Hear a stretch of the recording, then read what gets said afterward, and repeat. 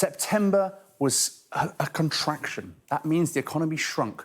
And on a quarterly basis, that also means we're heading for a recession if we have another quarter of negative growth. You can see this quarter's data there. That slither of red means the economy got 0.2% smaller. Now, that's not a big number on its own. In fact, the extra bank holiday that we had in September could even explain that small contraction. But it does look like the harbinger of worse to come. Today's data, particularly led by some disappointing manufacturing data, where manufacturing output is significantly down quarter on quarter. Why is the economy shrinking? Well, no surprises. It's to do with consumer spending. And behind that story is a story about consumer confidence. Look at how anxious UK consumers are. That's the blue line, compared to some of our peer economies in the G7.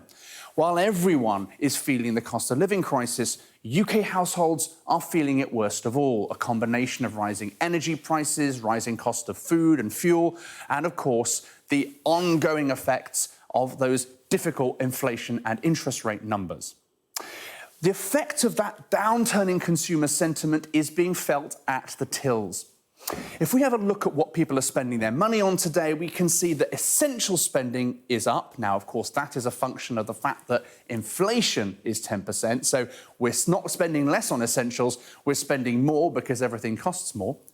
But everything that consumers can delay spending money on, they are delaying spending money on. The only little glimpse of good news is that our spending in pubs and restaurants is holding up for the time being. Let's hope that England and Wales do well in Qatar, at least for the landlords. Now, unfortunately, the effect on the supermarket shopping checkouts of all of this negative sentiment is that while we're spending more, that essential spending rising year on year, we're getting less for our money. You can see the jaws of this crocodile are opening, as while the amount that we spend on everything from potatoes to lettuce increases, the number of those items in our food baskets decrease. We're spending more and we're getting less for our money.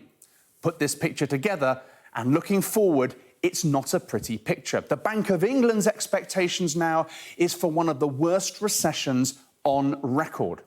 While if interest rates stay at 3%, this could be over as early as 2024, unfortunately, with interest rates set to rise as high as 5% next year, we're in line for the worst recession, potentially the longest recession in 100 years, before things finally start to improve more than 2 years from now.